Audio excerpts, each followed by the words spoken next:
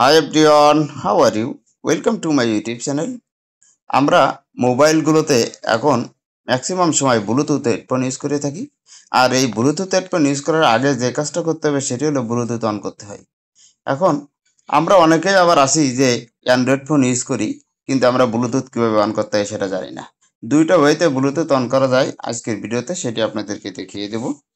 এবং যারা জানেন তারা এই না দেখলেও চলবে। আপনি উপরের দিকে লক্ষ্য করুন, যখন ব্লুটুথ অন থাকবে তখন এরকম একটি ব্লুটুথ আইকন থাকবে। এখন যদি আমি উপর থেকে নিচের দিকে টান দিই এবং দেখুন এই সেম একটি আইকন আছে, এটি আমি ডিলিট করে দিলাম, এটি আমি অফ করে দিলাম। অফ করার পরে যেটি হয়েছে, এখানে ওয়ান থাকা অবস্থায়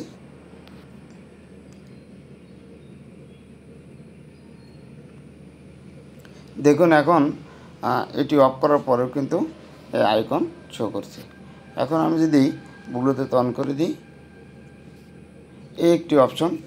আর 2 নম্বর অপশনটি হলো আপনাকে সেটিং আইকনে আসতে হবে।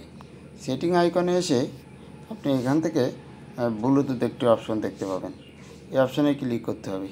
এই অপশানে ক্লিক করার পরে এখানে ব্লুটুথ দেখবেন, এখানে ওয়ান একটি অপশান আছে। যদি আপনি এখান থেকে অন করে দেন তাহলে আপনি দেখবেন যে উপরের দিকে